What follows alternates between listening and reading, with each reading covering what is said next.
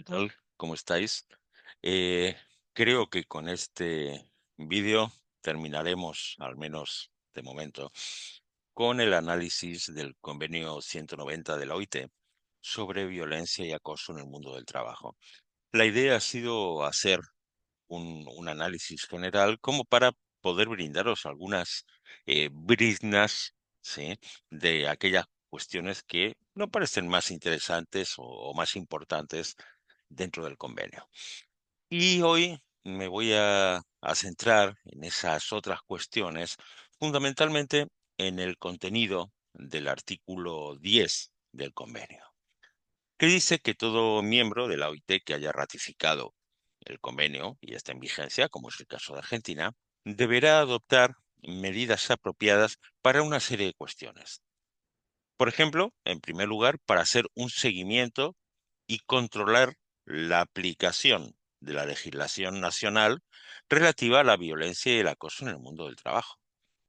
Lo cierto es que no hay una legislación nacional todavía y en realidad ese seguimiento, ese control con el que además o a partir del cual el país asume la obligación de informar anualmente a la OIT sobre los avances que tiene la aplicación del convenio, en otras oportunidades parece que ha quedado en papel mojado.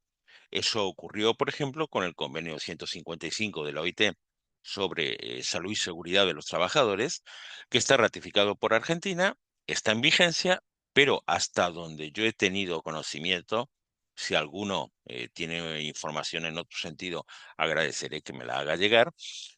Yo hasta ahora no he podido conseguirla. Como os decía, nunca informó a la OIT sobre los avances de la puesta en marcha de ese convenio, que hubiera significado, como también lo tendría que significar el convenio 190, eso lo habíamos charlado ya en otro de los vídeos anteriores, una modificación del sistema de riesgos del trabajo para incorporar todo lo que tiene que ver con los riesgos psicosociales, derivados tanto de violencia y acoso en el mundo del trabajo como derivados de otros factores que no tienen relación directa con la violencia, pero sí con el estrés, con el síndrome de burnout y con otros de los riesgos psicosociales que mencionábamos en algún momento. Entonces, bueno, ese seguimiento y control de la aplicación de la legislación nacional, lo primero que tiene que hacer es adecuar la legislación nacional relativa a la violencia y al acoso en el mundo del trabajo. Ha habido algunas normas de tipo de derecho administrativo, una suerte de protocolo marco en la administración pública, referida exclusivamente, porque parece que es el único ámbito, a lo que tiene que ver con violencia y acoso por razón por el tema, por razón de género, en el cual además solamente se tiene presente aquellas que sufran mujeres, colectivo LGTBI, eh, eh, identidades feminizadas, etcétera, etcétera, pero deja fuera como si alguien no pudiera sufrir determinado tipo de violencia o acoso por mm, razón de orientación sexual o por algún tipo de estas cuestiones que están recogidas en el convenio 190 sin hacer exclusión. ¿No? Entonces, hacer una interpretación restrictiva creo que atenta, eh, obviamente no creo que lo hagan de manera deliberada, contra el espíritu del propio convenio 190 altamente intuitivo y protectorio. En segundo lugar, eh, todo Estado miembro debe garantizar un fácil acceso a las vías de recurso y reparación apropiadas y eficaces. Bueno, habría que ver qué se entiende por apropiadas y eficaces. Y a los mecanismos y procedimientos de notificación y solución de conflictos, esto es un poco más discutible, en los casos de violencia y acoso en el mundo del trabajo. A ver, estas formas, estos procedimientos tienen que ser seguros, equitativos, eficaces, ya sea si hablamos de procedimiento de presentación de quejas, de investigación, E insiste el convenio de mecanismo de solución de conflictos en el lugar de trabajo. Hay algo que tenemos que tener claro. Hay ciertas formas de violencia en el mundo del trabajo que se pueden solucionar a través de los denominados mecanismos de resolución alternativa de disputas. Mediación, conciliación, negociación. Sí. El problema es que si estas situaciones de violencia se transforman en un acoso y ese acoso está originado, lo veremos cuando hagamos un vídeo relativo al fenómeno del mobbing, del hostigamiento psicológico en el trabajo. Está originado, como os decía, en una situación de mobbing, ya sea a partir de la decisión de la empresa de hacerle la vida imposible a alguien o a alguienes, ¿eh?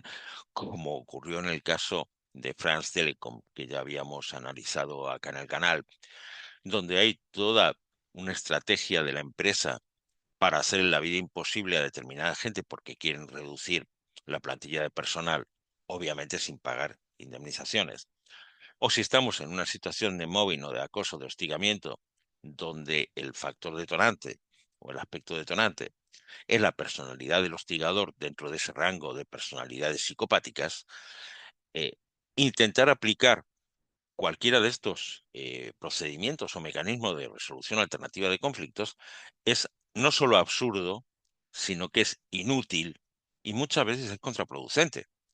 Primero, porque pone de manifiesto al victimario que le has enganchado, que le has atrapado en su proceso, con lo cual se va a poner más alerta. En segundo lugar, porque si se llega a algún tipo de solución va a ser meramente temporal, le va a servir para elaborar otra serie de estrategias y tener más cuidado en el futuro. Y en tercer lugar, porque no hay realmente una situación de paridad y además tampoco se puede lograr cuando estamos en esas situaciones, ¿sí? Entonces, la resolución alternativa de conflictos o de disputas es magnífica y se puede utilizar para prevenir que determinadas situaciones de falta de comunicación, de conflicto por recursos escasos, se haga crónica, se haga algo a lo que no le podemos encontrar solución y termina derivando en una situación de acoso o de hostigamiento, bueno, sí, ahí sí podemos intervenir, ¿ok?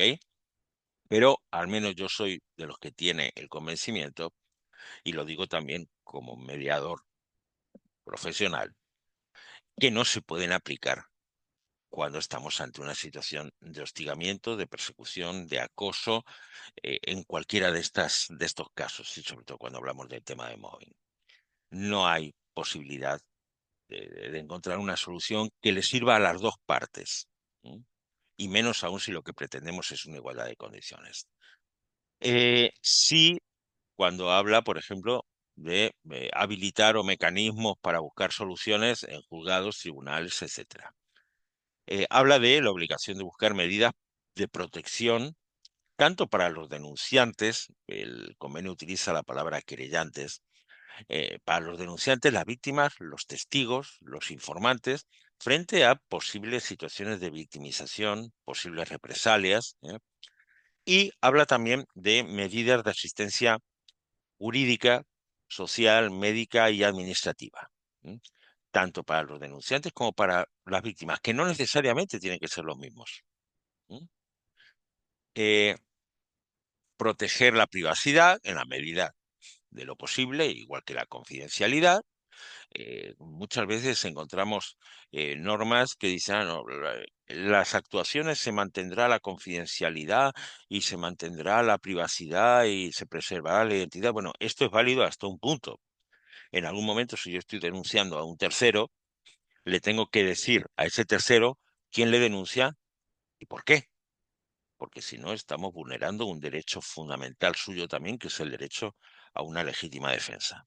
Entonces, más allá de estos conceptos grandes y de intentar llegar, en la medida de lo posible, a esa privacidad y a esa confidencialidad, eh, le hacemos flaco favor a las víctimas y denunciantes cuando se les garantiza que esa confidencialidad o esa privacidad se va a mantener durante todo un proceso, ¿ok? Porque en algún momento, y tenemos que ser claros, se le va a tener que decir a la persona que denunció quién lo denunció y por qué, porque también tiene derecho a defenderse. Y de paso, además, eliminamos la posibilidad de que haya falsas denuncias. Otro elemento que es incómodo y que prevé el, el propio convenio 190 es prever sanciones cuando proceda para los casos de violencia y acoso en el mundo del trabajo. Personalmente creo que procede siempre.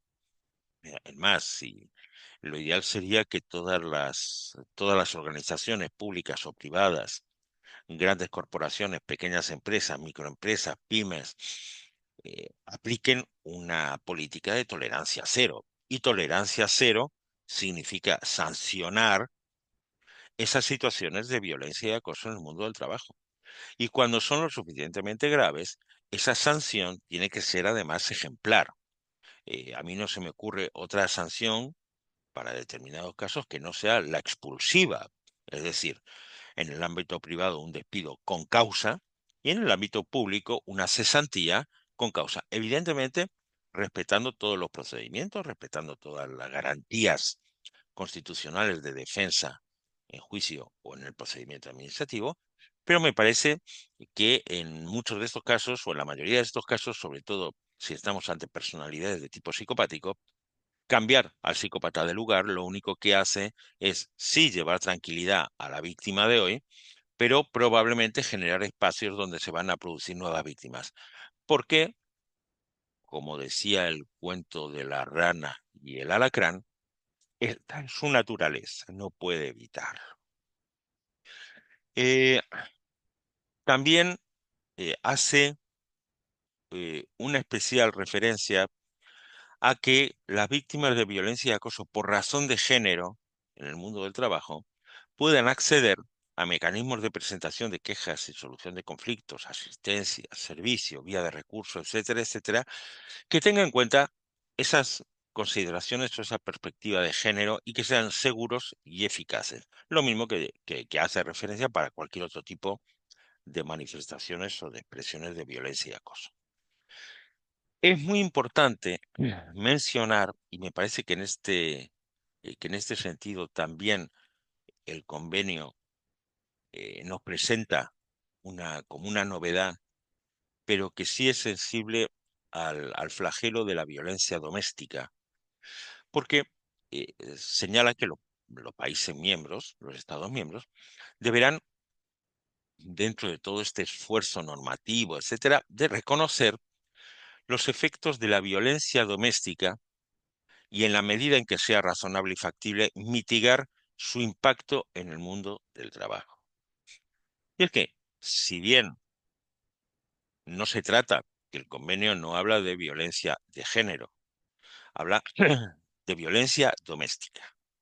Es decir, toda situación de violencia que se da en el ámbito doméstico. Y acá puede ser violencia de pareja, ya sea heterosexual, homosexual, ya sea violencia paternofilial, ya sea de cualquier tipo de violencia doméstica. ¿Ok? Y hay muchas veces que esta violencia doméstica afecta al ámbito de trabajo, al mundo del trabajo, directa o indirectamente.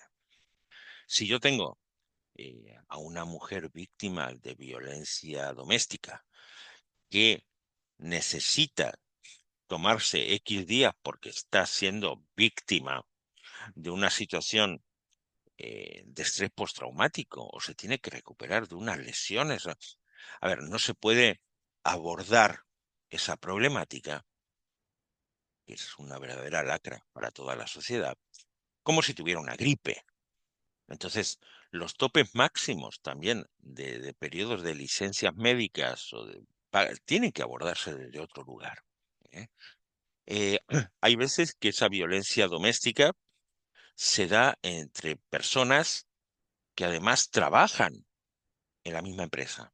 Bueno, en la medida en que sea razonable y factible, eh, la empresa, la organización, deberá poner los recursos como para que haya o un cambio de jornada o un cambio de lugar de trabajo, sobre todo mientras que se determina esa situación o esa responsabilidad, ¿eh?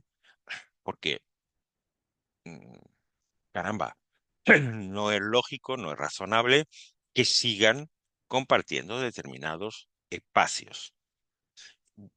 ¿Qué decir si encima tenemos además algún tema de prohibición de acercamiento como medida protectoria para una víctima, para una persona que ha denunciado a otra, ¿eh? Por tema de violencia y tiene una tutela judicial a partir de esas medidas de protección, ¿eh? Como puede ser una prohibición de acercamiento, etcétera, etcétera, etcétera. Bueno, todo esto como puede tener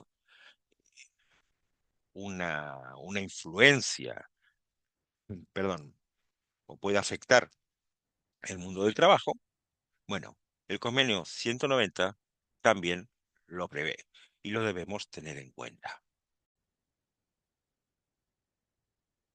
Dentro de este artículo, en los dos últimos incisos hacen referencia a otras cuestiones que tampoco son menores. Por ejemplo, el inciso G del convenio 190 refleja el derecho de todo trabajador y la obligación del Estado de garantizárselo, ese derecho del trabajador de alejarse de una situación de trabajo sin sufrir represalias u otras consecuencias indebidas, si tiene motivos razonables para considerar que esa situación de trabajo represente un peligro grave e inminente para su vida, para su salud, incluyendo la salud psicofísica, o su seguridad a consecuencia de actos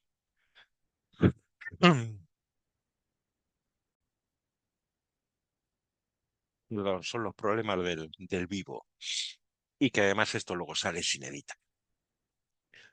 Decía que eh, si una persona tiene motivos razonables para considerar que mantenerse en una situación de trabajo puede representar un peligro grave e inminente, ya sea para su vida, para su salud, para su seguridad, como consecuencia de actos de violencia y acoso, bueno, tiene que tener ese derecho a alejarse de esa situación sin sufrir represalias u otro tipo de consecuencias. También tiene el deber de informar a la dirección, es decir, a los responsables de la organización. No es decir, ah, no, yo no vuelvo, sino tengo que informar a la empresa, a la dirección, personal jerárquico, oiga, yo no vuelvo por esto y por esto.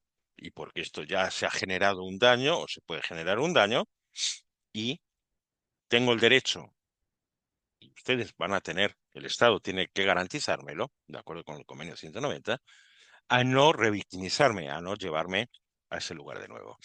Esto coincide con lo que se señala en el convenio 155, que reconoce el derecho de todo trabajador a no volver a trabajar al lugar donde se enfermó en la medida en la que sigan manteniéndose las condiciones o la situación que lo enfermaron.